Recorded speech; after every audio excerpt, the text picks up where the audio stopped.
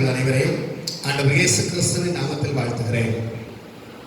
இந்த காலவெளியிலும் கர்த்தருடைய நாமத்தை உயர்த்தி தேவ பலத்தினால் நிரப்பப்பட்டு தேவ சமூகத்தில் இன்னும் சொல்லும் கேட்கிறேன் என்று சொல்லுகிற துறையோடு கூட ஆண்டுடைய சமூகத்தில் அமர்ந்திருக்கிற தேவ பிள்ளைகளை கர்த்தர் இந்த காலவெளியிலும் நம்மோடு கூட இடைவிட ஆயத்தப்படுத்தி இருக்கிறார்.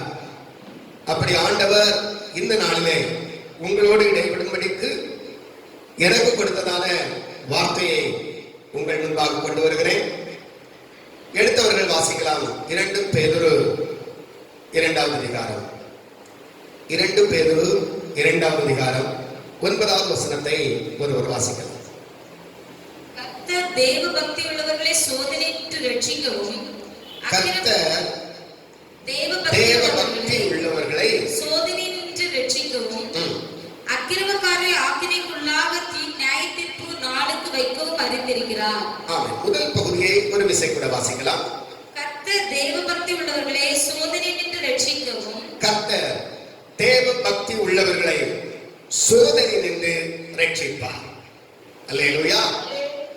தேவ பக்தி உள்ள தேவ பிள்ளைகளை உங்களை ஆண்டவர் சோதனையிலிருந்து ரட்சிப்பார். தேவ பக்தியாய் நடக்கிறேன், எனக்கு சோதனை அதிகமாய் காணப்படுகிறது. எனக்கு வருகிற சோதனைகளில் என்னால் நிலைநிற்க முடியவில்லை, என்னால் தாங்க முடியவில்லை. நான் மிகவும் நெருக்கத்துக்குள் காணப்படுகிறேன். இந்த சோதனை என்னை அமிழ்த்து விடுமோ என்கிற பெரிய பயம் எனக்கு உண்டாயிருக்கிறது என்று ஒருவேளை நீங்கள் அங்கலாய்த்து நிற்கலாம். நிச்சயமாக அப்படிப்பட்ட ஒரு பெரிய நெருக்கடி உங்களுக்குள் இருக்கிறது என்பதை பரிசுத்த ஆவியானவர் அறிந்திருக்கிறார். எனவே இந்த காலவெளியிலே இந்த வார்த்தையின் மூலமாக உங்களை சந்திக்க ஆண்டவர் கிருபை பாராட்டி இருக்கிறார். அல்லேலூயா. பெரிய சோதனைகள் நம்மேல் கடந்து வருகிற பொழுது நாம் சோர்ந்து போவதும் நாம் நிலைநிற்க முடியாதபடி தடுமாறுவதும் உண்மைதான். ஆனால் ஆண்டவர் சொல்லுகிறார், தேவ பக்தி உள்ளவர்களை சோதனையிலிருந்து நான் ரட்சிப்பேன் என்று ஆண்டவர் வாக்கு பண்ணியிருக்கிறார். நீங்கள் சோதிக்கப்படுகிற தேவ பிள்ளைகளா, பயப்பட வேண்டாம். உங்களை ரட்சிக்கும்படி ஆண்டவர் வேகம் கடந்து வருகிறவராயிருக்கிறார். நீதிமொழிகள் 27வது அதிகாரத்தினுடைய 21வது வசனத்தை நாம் வாசிக்கிற பொழுது, நீதிமொழிகள் 27:21, வெள்ளிக்கு குகையும் பொன்னுக்கு புடமும் சோதனை மனுஷனுக்கு அவனுக்கு உண்டாகும் புகழ்ச்சியே சோதனை என்று சொல்லுகிறார். பொதுவாக வெள்ளிக்கு குகை, பொன்னுக்கு புடம், இந்த இரண்டும் இல்லையானால் அவைகள் விலையேற பெற்றவைகளாய் மாற முடியாது. வெள்ளி குகையில் போடப்பட்டு 7 தரம் உருக்கி அதை பிரகாசிக்கிற அதனுடைய ரூபத்திற்கு கொண்டு வரும் பொழுதுதான் இது வெள்ளி என்று சொல்ல முடியும். இல்லை, ஆனால் ஏதோ ஒரு மண் கட்டி என்று சொல்லுகிற நிலைமையில் தான் காணப்படும். பொன்னையும் உருக்கி புடமிட்டு அதை சரியான நிலைமைக்கு கொண்டு வந்தால்தான் இது தங்கத்தை போல, ஆமா இந்த தங்கம் மிக பிரகாசமுள்ள ஒன்றாக காணப்படுகிறது என்று சொல்ல முடியும். அப்படி இல்லையானால் அதுவும் ஒரு மண்கட்டியை போல தான் காணப்படும். அதே போல மனிதனுடைய வாழ்க்கையிலையும் சோதனை உண்டு என்கிறதை இந்த பகுதி வலியுறுத்துகிறது. வெள்ளிக்கு குகை, பொன்னுக்கு புடமும் இருக்கிறது போல மனிதனுக்கு சோதனை உண்டு என்பதை அந்த வார்த்தை வலியுறுத்துகிறது. மனிதனுக்கு சோதனை உண்டு என்பதை அந்த வார்த்தை வலியுறுத்துகிறது. ஆனா எல்லா மனிதனுக்கும் சோதனை உண்டு. வேதம் நமக்கு சொல்கிறது, தேவ பக்தி உள்ளவர்களை சோதனையில் இருந்து விடுவிக்கும்படி தேவன் அவன் அவர்களுக்கு இரக்கமுள்ள தேவனாக காணப்படுகிறார், அவர்களை ரட்சிப்பார் என்று நாம் பார்க்கிறோம். யாக்கோபுல 1வது அதிகாரம் 2வது வசனம் அவர் இப்படியாய் சொல்லுகிறார். யாக்கோபு 1வது அதிகாரம் 2வது வசனம், என் சகோதரரே, நீங்கள் பலவிதமான சோதனையில் அகப்படும் போது உங்கள் விசுவாசத்தின் பரீட்சையானது பொறுமையை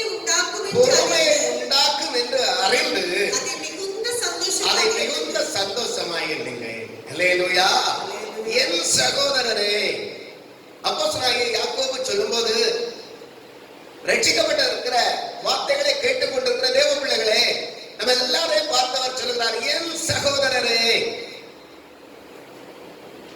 ஏனென்றால் நாம் ஒரே இரத்தத்தினால் பிறந்தவர்கள். ஆண்டவர் இயேசு கிறிஸ்துவின் இரத்தத்தினால் மறுபடியும் நாம் பிறந்தவர்கள். எனவே அவர்கள் இரத்த சம்பந்தத்தோடு கூட பேசுகிறார், என் சகோதரரே, தேவ பக்தியாய் நடக்கிறவர்களே, உங்களுக்கு வருகிறதான சோதனையை குறித்து நீங்கள் பயப்பட வேண்டாம். அந்த சோதனை உங்களுக்கு ஒரு பொறுமையை கொண்டு வருகிறதாக இருக்கிறது. எனவே அதை நீங்கள் மகிழ்ச்சியாக எண்ணுங்கள் என்று சொல்கிறார். சோதனைனா என்ன என்று நம்ம கூட கொஞ்சம் யோசிக்கிறதான பொழுது, பொதுவாக இந்த உலகம் மனிதனை பல இடங்களில் சோதனைக்கு உள் நடத்துகிறது. உலகம், மாமிசம், பிசாசு, இந்த மூன்று நிமித்தமும் மனிதனுக்கு சோதனை வருகிறது. ஆண்டவர் இயேசு கிறிஸ்துவை இப்படிப்பட்ட சோதனைக்குள்ளாக சாத்தான் நடத்தினார். உலகம், மாமிசம், பிசாசு. இந்த உலகம், மாமிசம், பிசாசுல மாமிசத்தை குறித்து சொல்லும் போது என்ன மூன்று சொல்கிறார்? கண்களின் இச்சை, மாமிசத்தின் இச்சை, ஜீவனத்தின் பெருமை. கண்களின் இச்சை, மாமிசத்தின் இச்சை, ஜீவனத்தின் பெருமை. இவைகளால் மனிதனுக்கு சோதனை வருகிறது. இந்த சோதனை அவனை விசுவாச வாழ்விலிருந்து வழிவிலகி போக செய்து விடுகிறது. விசுவாச வாழ்விலிருந்து அவனை தடுமாற செய்து உலகத்திற்குள் கொண்டு போய் விடுகிறது. அப்படி தடுமாறி கொண்டு போகப்படுகிற பொழுது ஆண்டவர் சொல்லுகிறார், தேவ பக்தியாய் நடந்தால் உன்னை சோதனையிலிருந்து நான் ரட்சிப்பேன். உனக்கு தேவ பக்தி இருந்தால், அந்த தேவ பக்திக்கு ஏற்ற முயற்சி செய்தால், அந்த தேவ பக்திக்கு ஏற்ற முயற்சியில நீ ஈடுபடுகிற ஒரு நபராயிருந்தால், நான் சோதனையிலிருந்து உன்னை காப்பாற்றுவேன், ரட்சிப்பேன். உலகத்தில் மனிதர்கள் அநேகர், ஆமென், சோதிக்கப்படுகிற அநேகர் தங்களுடைய இச்சையினால்தான் சோதிக்கப்படுகிறார்கள் என்பதை யாக்கோபு மிக தெளிவுபட ஆமென் பேசுகிறார். இருப்பினும் ஒரு உண்மையை நாம் அறிகிறோம், தேவபக்தியாய் நடக்கிற ஒருவன் சோதிக்கப்படும் போது தேவன் அவனை சோதனையிலிருந்து விலக்கி ரட்சிப்பார். இரண்டாவது பார்த்தோம், எந்த ஒரு மனிதனாய் இருந்தாலும் வெள்ளிக்கு குகையும் பொன்னுக்கு புடமும் இருக்கிறது போல மனிதனுக்கு சோதனை உண்டு. இந்த சோதனைக்கு காரணம் என்ன அப்படின்னு சொல்லிட்டு நாம் பார்த்தோம். ஒன்று உலகம், மாமிசம், பிசாசு. இந்த மாமிசத்துல என்ன ஒரு போராட்டம் காணப்படுகிறது? கண்களின் இச்சை, மாமிசத்தின் இச்சை, ஜீவனத்தின் பெருமை. இவைகள் நிமித்தம் ஒரு மனிதனுக்கு உபத்திரவம் ஏற்படுகிறது, சோதனை ஏற்படுகிறது. ஆவிக்குரிய பிள்ளைகளாகிய தேவ பிள்ளைகள் இந்த நிலைமையிலையும் நான் தேவ பக்தி உள்ளவனாக என்னை விளங்க செய்ய வேண்டும் என்கிற ஒரு முயற்சி அவனுக்குள் காணப்படுதே. ஆனால் எப்படிப்பட்ட சோதனை ஆனாலும் அந்த சோதனையிலிருந்து ஆண்டவர் அவனை விலக்கி ரட்சிப்பார். அல்லேலூயா. பொதுவான காரியத்தை நாம் கவனிக்கிறதான பொழுது, இந்த சோதனை எப்போதும் ஒரு மனிதனிடத்தில் இருந்து கொண்டே இருக்குமா என்று சொன்னால், எஸ், எப்போது இருந்து கொண்டே இருக்கும். ஆனால் சில காலங்கள் அந்த சோதனையோட உச்சம் அதிகமாக காணப்படும். சில காலம், சோதனைக்கு ஒரு காலம் என்று கொடுக்கப்பட்டிருக்கிறது. வாசிங்கள் எபிரேயர் 3வது அதிகாரம் 8வது வசனத்தை வாசிக்கலாம். எபிரேயர் 3வது அதிகாரம் 8வது வசனம். வனாந்திரத்திலே கோபமூட்டின போதும் சோதனை நாளிலும் நடந்தது போல, சோதனை நாளிலும் நடந்தது போல உங்கள் இருதயங்களை கடினப்படுத்தாதுங்க அப்படின்னு சொல்றாங்க. வாசிங்கள் லூக்கா 8வது அதிகாரம் 13வது வசனம். லூக்கா 8வது அதிகாரம் 13வது வசனத்தை ஒரு வாசிக்கலாம். அந்த ஊமையின் கருத்தாவது, அந்த ஊமையின் கருத்தாவது, விதை தேவனுடைய வசனம், விதை தேவனுடைய வசனம். பலியருகே விதைக்கப்பட்டவர்கள் வசனத்தை கேட்கிறவர்களாய் இருக்கிறார்கள். அவர்கள் விசுவாசித்து ரட்சிக்க கூடாதபடிக்கு பிசாசானவன் வந்து வசனத்தை அவர்கள் இருதயத்திலிருந்து எடுத்து போடுகிறான். 8வது அதிகாரம் 13வது வசனம் தானே வாசிங்க. கற்பாறையின் மேல் விதைக்கப்பட்டவர்கள், கற்பாறையின் மேல் விதைக்கப்பட்டவர்கள் கேட்கும்போது சந்தோஷத்துடனே சந்தோஷத்துடனே வசனத்தை ஏற்றுக்கொள்கிறார்கள். ஆகிலும் தங்களுக்குள்ளே வேர் கொள்ளாதபடியினாலே கொஞ்ச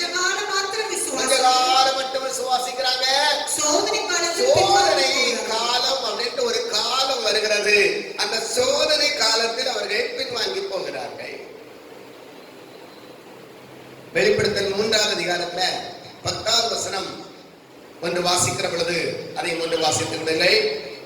வெளிப்படுத்தல் 3வது அதிகாரம் 10வது வசனம். என் பொறுமையை குறித்து சொல்லிய வசனத்தை என் பொறுமையை குறித்து சொல்லிய வசனத்தில் நீ காத்துக் கொண்டபடியினால் பூமியில் குடியிருக்கிறவர்களை சோதிக்கும்படியாக இந்த பூமியில குடியிருக்கிறவர்களை சோதிக்கத்தக்கதான ஒரு காலம் வருகிறது. பூச்சக்கரத்தின் மேலெங்கும் வரப்போகிற சோதனை காலத்திற்கு அந்த சோதனை காலத்திற்கு தப்பும்படி நான் உன்னை காப்பேன். அல்லேலூயா. அந்த காலத்துல நான் உன்னை காப்பாற்றுவேன். அப்போ சோதனை எல்லா காலத்திலும் பரவிக்கொண்டே இருந்தாலும் அந்த சோதனையினுடைய விளைவிடம் அதற்கு பலன் கொடுக்கிற ஒரு காலம், அது ஒரு காலமாக ஆமை வைக்கப்பட்டிருக்கிறது. அந்த காலம் மிக முக்கியமான காலம்.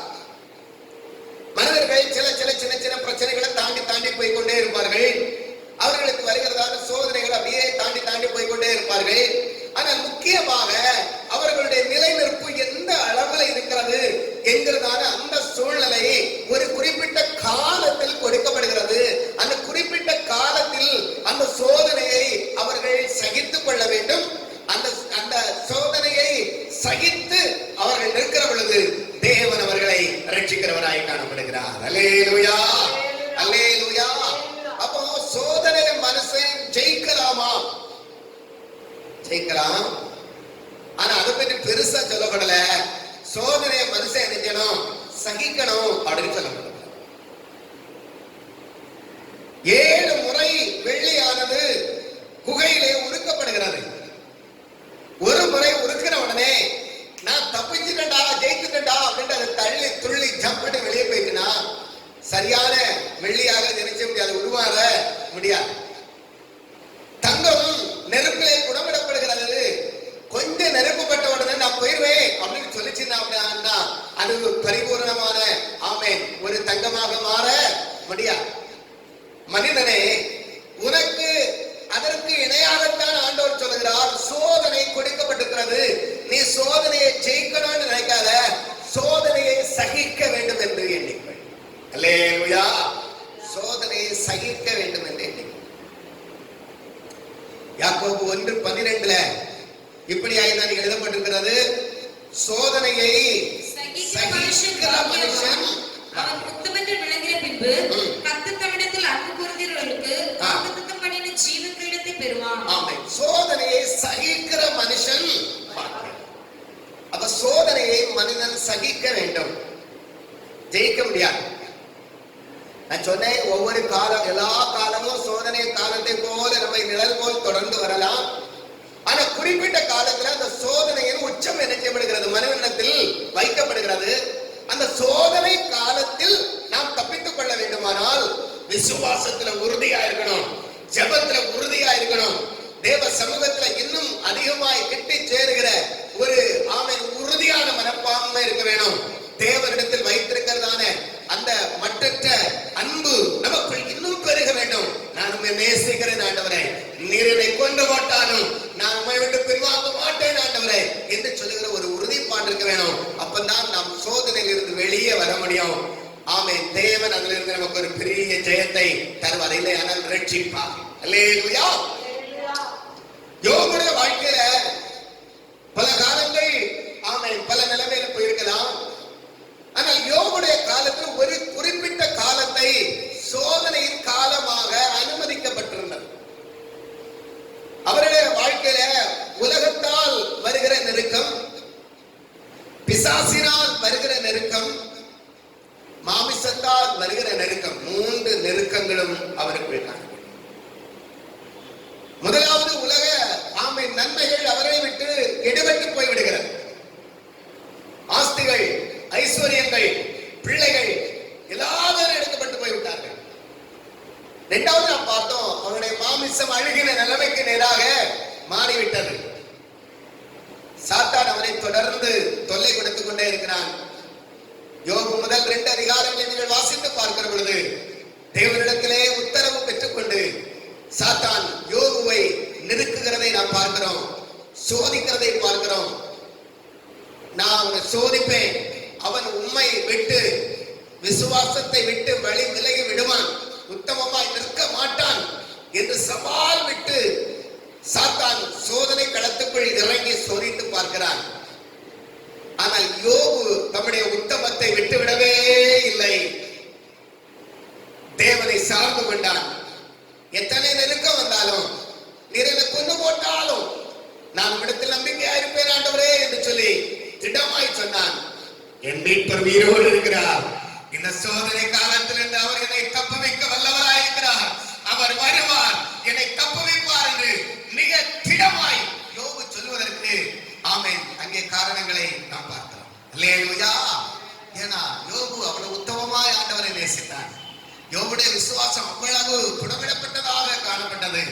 நிச்சயமாக அவன் ஜெப தியானத்திலும் தேவ சமூகத்திலும் முறையிடுகிறதிலும் அவன் தவறி போன ஒரு மனிதனாக காணப்படவில்லை. எனவே சோதனை அவன் மேல் ஆமென் வெள்ளம் போல, திரளான வெள்ளம் போல, சமுத்திர வெள்ளம் போல அவன் மேல் பொங்கி வந்த போதிலும் தேவன் சோதனை காலத்தில் அவனை ரட்சித்தார். அவன் ஜெயிக்கல, தேவன் அவனை ரட்சித்தார். எந்த ஒரு சோதனையிலும் நீங்களை நானும் ஜெயித்தரலாம் அப்படிங்கிறது அல்ல. தேவன் இரக்கத்தினால் நம்ம என்ன செய்யணும்? ரட்சிக்க வேண்டும். நம்ம எல்லாருக்கும் தெரியும், இயேசு கிறிஸ்துவுக்கும் அப்படிப்பட்ட சோதனை என்ன செய்யறது வந்தார். அப்போ சோதனை உண்டு. சோதிக்கப்படுகிறதற்கு ஒரு காலம் என்ன செய்யப்படுகிறது? கொடுக்கப்பட்டிருக்கிறது. சோதிக்கிறவர் யார்? அல்லேலூயா. வாசிங்கள் மத்தேயு 4வது அதிகாரம் 3வது வசனத்தை வாசிங்கள்.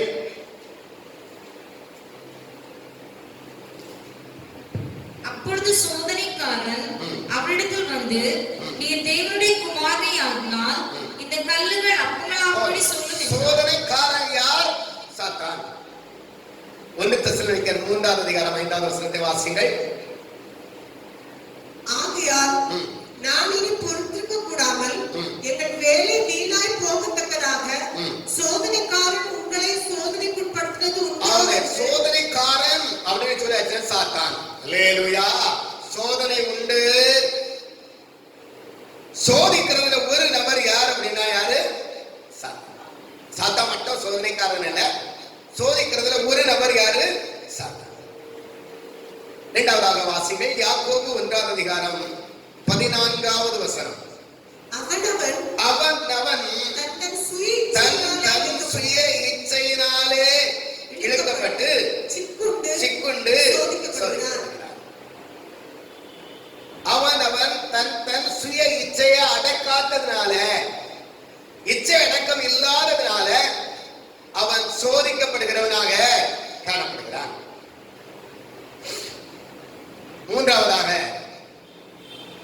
1 தீமோத்தேயு 6வது அதிகாரம் 9வது வசனம் வாசிக்கிற பொழுது அங்கேயும் இதற்கு ரிலேட்டடா தான் சொல்லப்பட்டிருக்கிறது. பண ஆசை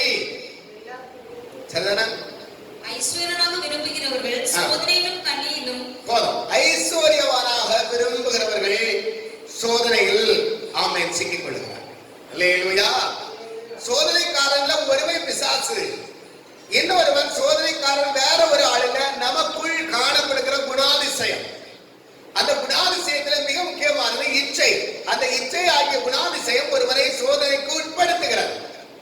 இன்னொன்று பண ஆசை, இல்லையா? ஐஸ்வர்யவானாய் நான் மாறிவிட வேண்டும் என்று சொல்லுகிறதான காரியம்.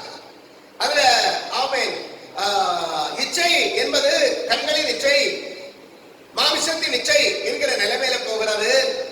ஐஸ்வர்யவான் அப்படிங்கிறது ஜீவனத்தின் பெருமையை விளங்க செய்கிற ஒன்றாக காணப்படுகிறது.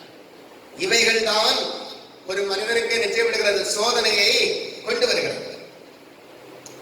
தேவன் சோதிப்பாரா? ஒரு கேள்வி. தேவன் சோதிப்பார். அல்லேலூயா. தேவன் சோதிப்பார்னா தேவன் சோதிப்பதற்கு இடம் கொடுப்பார். ஆனால் பொல்லாங்கினால் ஒருவரையும் சோதிக்கிறவர் அல்ல. பொல்லாங்கு என்று சொல்வது பாவத்தை குறிக்கிறது. ஒருவனை பாவத்திற்கு உள் தள்ளுவதற்கு தேவன் அவனை சோதிப்பது அல்ல. அவனுடைய விசுவாசத்தினுடைய உறுதியை உணர்ந்து கொள்ளவும், அவன் தேவனுக்குள் எவ்வளவு ஆமென் விசுவாசத்தோடும் அன்போடும் கூட இருக்கிறான் என்பதை உணர்ந்து கொள்ளவும் சில வேளைகள்ல ஆமென் அப்படிப்பட்ட சோதனைக்கு ஆமென் அனுமதி கொடுக்கிறார். அவரை சோதிக்கிறவர் இல்ல, அனுமதி கொடுக்கிறார். பேதுருவை பார்த்து ஆண்டவர் சொன்னார், பேதுருவே அனுபவிப்பாய். அவன் உடனே மிகவும் ஆமென் சோர்ந்து போன ஆமென் சூழ்நிலையில் நிற்கிறான். ஆண்டவருக்கு சொல்றாரு, சாத்தான் உன்னை சுளவில போட்டு புடைத்து சோதிப்பதற்கு நீ மனிதானா இல்லை பதர்தானா என்பதை சோதித்து பார்ப்பதற்கு அனுமதி வாங்கிட்டான். ஆனா உன் விசுவாசம் அழிந்து போகாதபடி நான் உனக்காக வேண்டுதல் பண்ணுகிறேன். அப்போ அந்த விசுவாசம் சோதிக்கப்படும்படிக்கு, அவனுக்குள்ள இருக்கிற ஆவிக்குரிய திறன் சோதிக்கப்படும்படிக்கு சில சோதனைகள் அவனுக்கு அனுமதிக்கப்படுகிறது. தேவன் அனுமதி கொடுக்கிறவராயிருக்கிறார். அல்லேலூயா. ஆமென். சோதனை உண்டு, அதை மாற்ற முடியாது. சோதனை காலம் அப்படிங்கிற ஒரு காலம் இருக்கிறது. அந்த சோதனை காலத்தில் நாம தப்பித்துக் கொள்ள வேண்டும். அப்படி தப்பித்துக் கொள்ள வேண்டுமானால் தேவனிடத்தில் வைத்திருக்கிற விசுவாசத்துல உறுதியா இருக்க வேணும், ஜெபத்துல உறுதியா இருக்க வேணும். ஆண்டவர் மேல் வைத்திருக்கிற அன்பு பெருக்கு நமக்கு அதிகமாக காணப்பட வேண்டும். இந்த சோதனை காலத்துல இப்படிப்பட்ட அன்பு பெருக்கு காணப்பட்டபடினால யோபு சோதனை காலத்தில் ரட்சிக்கப்பட்டார். அல்லேலூயா. யோபு ஆண்டவர் ரட்சித்தார். சோதனை காலம் யார் அப்படின்னு ஒண்ணு சாத்தான், ஒண்ணு நம்மதான். அவன் தன் தன் சுய இச்சையில் ஆமென் சிக்குண்டு அவன் நினைச்சப்படுகிறான், சோதிக்கப்படுகிறான் என்று நாம் பார்க்கிறோம். அப்போ நம்முடைய வாழ்க்கையில ஆமென் சோதனைக்கு காரணம் நாம் தான். நம்முடைய அவயவங்களில் கிரியை செய்கிற, யுத்தம் செய்கிற இந்த குணாதிசயங்கள், கண்கள் நமக்கு ஒரு பெரிய சோதனையாக அமைந்து விடுகிறது. சில வேளைகளில் இதயத்தில் காணப்படுகிற பெருமை ஆமென் நமக்கு சோதனையாக காணப்பட்டு விடுகிறது. எனவே கொஞ்சம் எச்சரிக்கையோடு கூட காணப்படுவோம். நாம் அவைகளுக்கு இடம் கொடுக்க கூடாது. அதனாலதான் வேதம் சொல்கிறது, பிசாசுக்கு என்ன செய்யாதீர்கள், இடம் கொடாதிருங்கள். பரிசுத்த ஆவியினால நிரப்பப்படுங்க. பரிசுத்த ஆவியினால நிரப்பப்பட்டு உங்களுடைய மாமிசத்தையும் மாமிசத்தின் ஆசை இச்சைகளையும் சிலுவையில் அறைந்து விடுகிறவர்களாக மாறுங்கள். ஆவியில நிரப்பப்பட்டு இப்படிப்பட்டதான மாமிச கிரியைகளை அழித்து போடுங்கள். அப்பொழுது நீங்கள் பிழைக்கிறவர்களாக இருப்பீர்கள். அல்லேலூயா. அல்லேலூயா. எனவே சோதனைக்கு ஜெயிக்க வேண்டுமானால் ஆமென் சோதனையை சகித்து சோதனையிலிருந்து ரட்சிப்பை பெற வேண்டுமானால் தேவனை சார்ந்து கொள்வோம். நம்முடைய ஜெப தியானங்கள் அதிகரிக்கட்டும். நம்முடைய ஆமென் பரிசுத்தம் அதிகரிக்கட்டும். நம்முடைய வாழ்க்கையில நம் விசுவாசம் அதிகரிக்கட்டும். தேவன் பால் கொண்டிருக்கிற அன்பு இன்னும் கொஞ்சம் அதிகரிக்கட்டும். அல்லேலூயா. பொதுவாக சோதனையை சகித்துத்தான் ஆக வேண்டும் என்று சொன்னேன். யாக்கோபு 1வது அதிகாரம் 12வது வசனத்துல சோதனையை சகிக்க வேண்டும். ஆமா. 2வதாக வாசியுங்கள். மத்தேயு 6வது அதிகாரம் 13வது வசனத்தை வாசியுங்கள். எங்களை சோதனைக்கு உட்பட பண்ணாமல் தீமை நின்று எங்களை ரட்சித்துக் கொள்ளும். ஆமென். ஜெபத்தினுடைய ஆமென் எதிர்பார்ப்பு என்ன அப்படின்னா, சோதனையிலிருந்து ரட்சிக்க வல்லவர் ஒருவர் இருக்கிறார் என்பதை நாம் என்ன செய்ய வேணும், அறிந்து கொள்ள வேண்டும். ஒண்ணு சோதனையை சகிக்கணும். இரண்டாவது இந்த சோதனை நிரந்தரமானது அல்ல. இந்த சோதனையிலிருந்து ரட்சிக்க வல்லவர் ஒருவர் இருக்கிறார் என்று விசுவாசிக்க வேண்டும். சோதனை நிரந்தரமானது அல்ல. இந்த சோதனையினுடைய முடிவு எனக்கு அழிவு அல்ல. இந்த சோதனையுடைய முடிவு நான் நிர்மூலமாக்கப்பட்டவன் அல்ல. இந்த சோதனையினுடைய முடிவு என்னை பொன்னாக விளங்க செய்யும். அப்படி என்னை பொன்னாக விளங்க செய்கிற ஒருவர் இருக்கிறார். இந்த சோதனையில் இந்த ரட்சிக்க வல்லவர் ஒருவர் இருக்கிறார் என்று விசுவாசிக்க வேண்டும். சோதனையை சகிக்க வேணும். இந்த சோதனையில் இந்த ரட்சிக்க ஒருவர் இருக்கிறார் என்று நாம் நினைச்ச வேணும், விசுவாசிக்க வேணும். அப்படிப்பட்ட விசுவாசம் இல்லை அப்படின்னா நம்மால அதை தாண்டி செல்ல முடியாது. 3வதாக வாசிங்கள். மார்க் 14வது அதிகாரம் 38வது வசனம் வாசிங்கள். மார்க் 14:38. நீங்கள் சோதனைக்குட்படாதபடிக்கு விழித்திருந்து ஜெபம் பண்ணுங்கள். ஆமென். நீங்கள் சோதனையில கூட வாசிங்க. நீங்கள் சோதனைக்குட்படாதபடிக்கு சோதனைக்கு உட்படாதபடிக்கு விழித்திருந்து ஜெபம் பண்ணுங்கள். அல்லேலூயா. ஆமென். இந்த சோதனையில தப்பும் படிக்கும், இந்த சோதனையில அதிகமாக போய் சிக்கிக் கொள்ளாம இருக்கும்படிக்கும் நீங்க ஒரு காரியம் செய்யுங்க, விழித்திருந்து ஜெபம் பண்ணுங்க. ஆமென். இந்த காலம் விழித்திருந்து ஜெபிக்கிற ஜெபம் மனிதர்களுக்குள் குறைந்து போய்விட்டது. ஒன்று இரவு ஜெபம், அதிக நேரம் விழித்திருந்து ஜெபிக்க ஜெபிக்கிற ஒரு ஜெபம், இன்னொன்று விழிப்பா இருந்து ஜெபிக்கிற காரியம். விழிப்பா இருந்து அப்படின்னா சூழ்நிலைகளையும் தோற்றங்களையும் நம்மை நெருங்கி வருகிறதான போராட்டங்களையும் உணர்ந்து இது சோதனை காலம் என்பதை கருத்தாய் உணர்ந்து விழிப்பா இருந்து ஆவியில ஆத்துமாவில ஜெபம் பண்ணுகிற ஒரு ஜெபம், விழித்திருந்து ஜெபிக்கிற ஜெபம். அல்லேலூயா. நம்ம அப்படி விழிப்புள்ளவர்களா இருக்கணும். அங்க எதிராளி வருகிறான், அப்ப அந்த இடத்தை நம்ம என்ன செய்யணும்? திறப்ப அடைக்கணும். அப்படி திறப்ப அடைக்கத்தக்கதாக நடுவுல நின்று நம்ம என்ன செய்யணும்? ஜெபம் பண்ணணும். அப்படி ஜெபம் பண்ணும் போது நம்மை தாண்டி சாத்தான் நினைச்ச முடியாது, நம்மை மேற்கொள்ள வரவே முடியாது. சோதனை நம்மை மூழ்கடித்து விட முடியாது. அப்படி சோதனை நம்மை நெருங்காதபடிக்கு நாம் விழிப்பா இருந்து ஜெபம் பண்ண முடியும். சோதனையை சகிக்கணும். இரண்டாவது, இந்த சோதனை முடிவு பரியந்தம் இருக்காது, இந்த சோதனையில் ரட்சிக்க ஒருவர் இருக்கிறார் என்று விசுவாசிக்க வேணும். மூணாவது, இந்த சோதனை நம்மை மேற்கொள்ளாதபடிக்கு, இல்லையானால் அந்த சோதனைக்குள் நாம் கவிழ்ந்து விடாதபடி நாம் விழிப்பா இருந்து ஜெபம் பண்ண வேணும். இவ்வளவும் செய்தால் ஆமென், நம்முடைய ஜெபத்தை கேட்கிற ரட்சகர், ஆமென், நம்முடைய ஜெபத்திற்கு பதில் தருகிற ரட்சகர், நம்முடைய தேவ பக்தியான நடக்கையை கண்டு வேகம் நம்மிடத்தில் வந்து சோதனையிலிருந்து நம்மை ரட்சித்தார். அல்லேலூயா, அல்லேலூயா. சோதனையிலிருந்து ரட்சித்தார். நான் தேவ பக்தியாய் நடக்கிறேனே, நான் தேவனை விட்டு வலதுகிறது போல சாயவில்லையே, நான் தேவனுக்காக எவ்வளவு பக்தி வைராக்கியம் பாராட்டினேன், பரிசுத்த வைராக்கியம் பாராட்டினேன், எவ்வளவு துன்பங்களை அனுபவிக்கிறேன், எவ்வளவு சோதனைகள் என்னை நெருங்கி வந்து கொண்டிருக்கிறது, தேவனை காணவில்லையா என்று கேட்டுக் கொண்டிருக்கிறதான தேவ பிள்ளையே, சங்கீதம் 105 அதிகாரம் அதனுடைய 17வது வசனத்திலிருந்து ஒருவர் வாசிக்கலாம். அவர்களுக்கு முன்பாக ஒரு புருஷனை அனுப்பினார். யோசேப்பு சிறையாக விற்கப்பட்டான். அவன் கால்களை விலங்கு போட்டு ஒடுக்கினார்கள். அவன் பிராணன் இரும்பில் அடைபட்டிருந்தது. கர்த்தர் சொன்ன வார்த்தை நிறைவேறும் அளவும் அவருடைய வசனம் அவனை சோதித்து புடமிட்டது.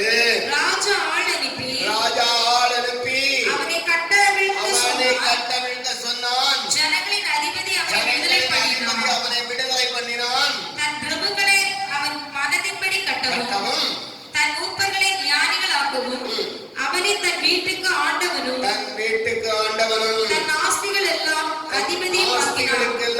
அதிபதியுமாக்கினார். அல்லேலூயா. காலம் இருக்கிறார். சோதனையிலிருந்து தப்புவிக்கிற ஒரு காலம் ஆண்டவர் வைத்திருக்கிறார். இன்னைக்கு பொறுமையாய் சோதனையை சகித்துக் கொண்டிருக்கிற தேவ பிள்ளையே, உனக்கு ஒரு காலத்தை ஆண்டவர் வைத்திருக்கிறார். உன்னை ரட்சிக்கும்படி, உன்னை தப்புவிக்கும்படி, உன்னை உயர்த்தும்படி, உன்னை மேன்மைப்படுத்தும்படி, உன்னை மகிமைப்படுத்தும்படி ஆண்டவர் ஒரு காலத்தை வைத்திருக்கிறார்.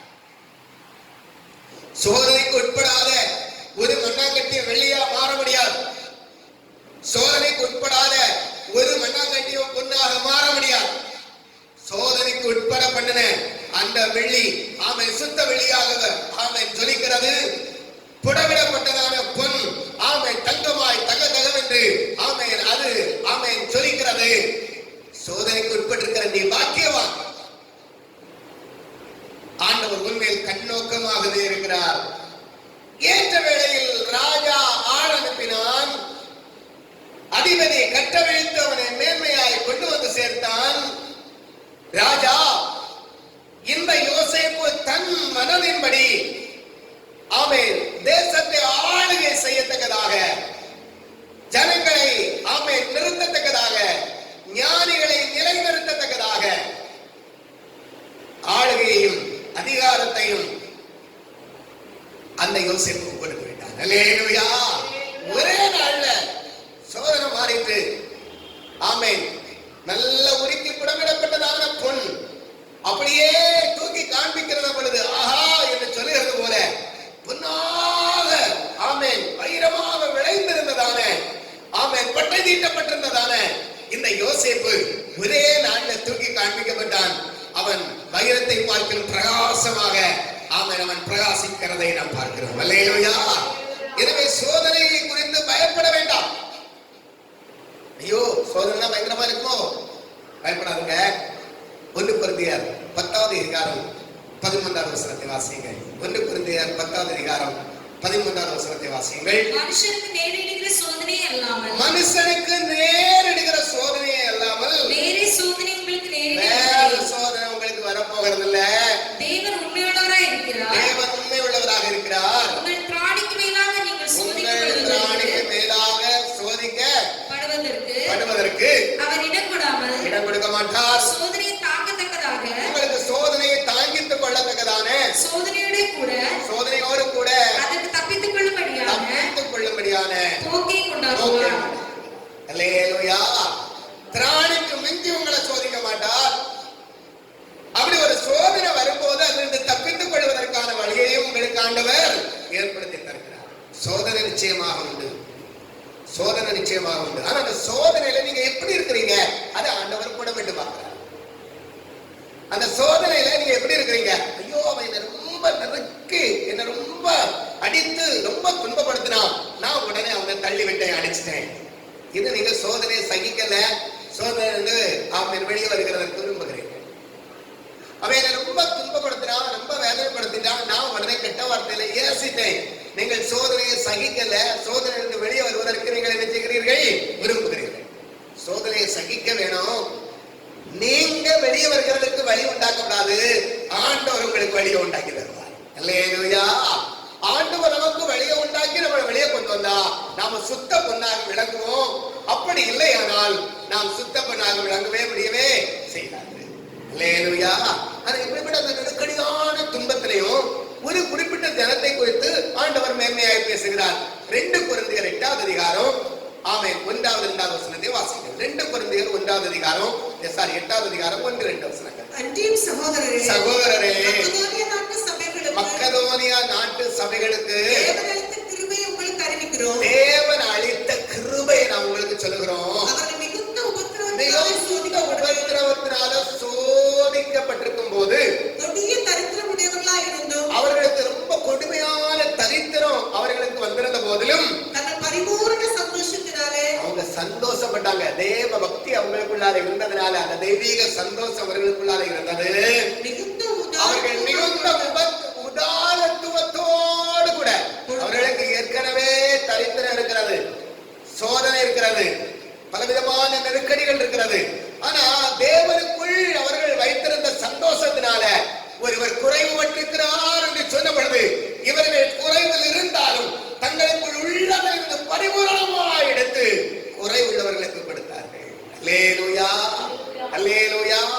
அது மிகப்பெரிய பெருமையாக ஆமென் ஆண்டவர் அதை வெளிப்படுத்துகிறார். மக்கதோனியா சபையார் தரித்திரப்பட்டிருந்தாங்க. கொடுமையான சோதனை அவர்களுக்குள் இருந்தது. மிகுந்த உபத்திரம் அவங்களுக்குள்ளாக இருந்தது. ஆனா அவர்கள் தங்களுடைய திராணிக்கு மிஞ்சி மிகுந்த சந்தோஷத்தோடு தங்களிடத்தில் இருந்தவைகளை ஆமென் இல்லாதவர்களுக்கு கொடுத்தார்கள். அல்லேலூயா. அந்த சோதனைய ரொம்ப அதிகமாக சகிச்சாங்க. ஆண்டவர் அவர்களுடைய பெயர்களை பெருமைப்படுத்தினார். நம்முடைய வாழ்க்கையில சோதனையை அப்படி சகிக்கிற ஒரு தெய்வ பிள்ளையாய் நாம் காணப்படுவோமானால் நம்முடைய பெயர் பெருமைப்படுகிறதாக காணப்படும். கடைசியாக ஒரு வசனத்தை வாசித்து நாம் செபிப்போம். வாசிங்கள். 1 பேதுரு 1வது அதிகாரம் 6வது வசனத்தை வாசிக்கலாம். அந்தபடியே சாராள் ஆபிரகாமை சரிதான? 1 பேதுரு 1வது அதிகாரம் 6வது. இதிலே நீங்கள் மிகவும் சந்தோஷப்படுகிறீர்கள். இதிலே நீங்கள் மிகவும் சந்தோஷப்படுகிறீர்கள். என்றாலும் துன்பப்பட வேண்டியது அவசியமானதினால் இப்பொழுது கொஞ்ச காலம் பலவிதமான சோதனைகளில் துக்கப்படுகிறீர்கள். அல்லேலூயா. வசனத்தை எல்லாம் கேட்கும்போது ரொம்ப சந்தோஷம். ஆஹா, யோபுவுக்கு அந்த சோதனை முடிவில் அவன் பொன்னாக விளங்கினான். ஆஹா, யோசேப்புக்கு வந்த சோதனை முடிவில் அவன் மிகப்பெரிய அதிபதியாக மாறினான். இப்போ சந்தோஷப்படுறீங்க. சோதனைகளையும் வேதனையிலிருந்து ஆண்டவர் அவர்களை ரட்சித்ததை குறித்து நீங்கள் கேள்விப்படுகிறதான இந்த வேளையில நீங்கள் மிகவும் சந்தோஷப்படுறீங்க. ஆகா, இதல்லவா இது எவ்வளவு பெரிய மேன்மையானது என்று நீங்கள் மிகவும் ஆமென் சந்தோஷப்படுகிற ஒரு தேவ பிள்ளைகளாக ஆமென் நீங்கள் காணப்படுகிறீர்கள். ஆனாலும் அதை சொல்றார், நீங்கள் துன்பப்பட வேண்டியது அவசியமாக காணப்படுகிறது. அதனால கொஞ்ச காலம் பலவிதமான சோதனைகளிலே துக்கப்பட்டுக் கொண்டிருக்கிறீர்கள். பயப்படாதிருங்கள். இந்த துன்பங்களும் இந்த சோதனைகளும் உங்களை அழிவுக்கு நேராக கொண்டு போகாது. நீங்கள் சுத்த பொன்னாக வெளியே வருவதற்கு தேவன் உங்களை கொண்டு பண்ணிக் கொண்டிருக்கிறார். அல்லேலூயா, அல்லேலூயா. எனவே தேவ பக்தியை கொஞ்சம் இழந்திருக்கிற தேவ பிள்ளையே, தேவ பக்திக்குள்ளாக வந்தது. தேவ பக்தியின் வேஷத்தை தனிச்சுட்டு வசமா சமாளிச்சிடலாம் அப்படின்னு நினைக்கிறதா அந்த தேவனுடைய பிள்ளையே, அந்த வேஷத்தை மாற்றிக்கிட்டு உண்மையான தேவ பக்தி உள்ள ஒரு மனிதனாய் மனுஷியாய் நீ வந்துவிடு. நீ அப்படி தேவ பக்தியாய் காணப்படுவாயானால் இப்படிப்பட்ட சோதனைகளிலிருந்து தேவன் உன்னை ரட்சிப்பார். தேவன் உன்னை ரட்சிக்கிற பொழுது முழு உலகம் உன்னை பார்த்து ஆச்சரியப்படுகிறதாக காணப்படும். சோதிக்கப்படுகிற இந்த வேளையில் தூசிக்கிற ஜனம், சோதிக்கப்படுகிறதான இந்த வேளையில் உன்னை பார்த்து நிந்திக்கிற, அவமானப்படுத்துகிற, ஏளனப்படுத்துகிற இந்த ஜனம் சோதனையில் வெளியே தேவன் கொண்டு வருகிற பொழுது உன்னை பார்த்து ஆச்சரியப்படுவார்கள். உனக்கு முன்பாக நடுங்கி நிற்பார்கள். சோதனையை சகிக்கிற மனுஷன் பாக்கியவான், அவன் உத்தமன் என்று விளங்கின பிற்பாடு தேவன் அவனுக்கு நீதியின் கிரீடத்தை தருவார். நம்ம எல்லாரும் விளங்காலுக்கு நேராக கடந்து வருவோம். நம்ம எல்லாரும் ஜெபம் பண்ணுவோம். ஹல்லேலூயா, ஹல்லேலூயா, ஹல்லேலூயா, ஹல்லேலூயா, ஹல்லேலூயா. உம்மை துதிக்கிறோம் ராஜா, உம்மை துதிக்கிறோம் ராஜா, உம்மை துதிக்கிறோம் ராஜா. ஹல்லேலூயா. சோதனையை சகிப்பவனே, சாந்தமும் பொறுமையும் உள்ளவனே, சோதனையை சகிப்பவனே, சாந்தமும் பொறுமையும் உள்ளவனே, ஜீவக்கிரீடம் பெற்றிடுவான், ஜோதியாய் பிரகாசிப்பான், ஜீவக்கிரீடம் பெற்றிடுவான், ஜோதியாய் பிரகாசிப்பான். தேவ சித்தம் நிறைவேற எதையும் ஒப்படைக்கிறேன். தேவ சத்தம் என்னுள்ளம் பலமாக துணிக்குதே. ஹல்லேலூயா, ஹல்லேலூயா. ஆண்டவரே, எங்களுக்கு பலவிதமான சோதனைகள் வருகிறது ஆண்டவரே. நாங்கள் நிலைநிற்க முடியாத சோதனை வந்திருக்கிறது ஆண்டவரே. நாங்கள் எப்படி நிலைநிற்போம் ஆண்டவரே? இந்த அங்கலாய்க்கிற தேவ பிள்ளையே, ஒரு தேவனுடைய மனிதன் எனக்கு சொன்ன ஒரு சம்பவத்தை நான் சொல்லி ஜெபிக்கிறேன். பல கூர்மையான கற்களை தாவீது பயன்படுத்தினதான கூழாங்கல்லை போல மாற்ற வேண்டும் என்கிற ஆசை ஏற்பட்ட பொழுது அந்த கற்களை குறிப்பிட்டதான ஒரு இரும்பு பெட்டிக்குள் போட்டு அவைகளை குலுக்குகிற அமைப்பிலே வைப்ரேஷன் அதற்கு கொடுக்கப்பட்டது. கல்லுகள் ஒன்றோடு ஒன்று மோதினது. அவைகளுடைய முனைகள் உடைந்தது, முனைகள் மழுங்கினது. அந்த கற்கள் அப்படியே அந்த ஷார்ப்னஸை இழந்து அப்படியே உருண்டு உருண்டு பயன்படுத்தப்படுகிறதான கற்களாக மாறிவிட்டது. சோதனை என்பது, நான் இருக்கிறேன், என் வீட்டுக்குள்ளாக இருக்கிறேன், என் வீட்டில் உள்ளவங்களே இடத்துல சோதனைக்கு உட்படுகிறார்களே, என்னை உடைக்கிறார்களே, என்னை நொறுக்குகிறார்களே, என்னால் தாங்க முடியலையே என்று நீ அழுது கொண்டிருக்க வேண்டாம். ஆண்டவர் உன்னை உருவாக்கி கொண்டிருக்கிறார். உன்னை பயனுள்ள பாத்திரமாய் மாற்ற விரும்புகிறார். ஆண்டவர் உருவாக்கத்தக்கதான அந்த இரும்பு பெட்டிக்குள் நீயும் உன் வீட்டாரும் இருக்கிறார்கள், இன்னும் அநேகர் இருக்கிறார்கள். உன்னை தட்டி உடைக்கிற ஒவ்வொருவரும் உனக்கு உதவி செய்கிறார்கள் என்கிற ஒரு மனநிலைமை உனக்கு வரட்டும்.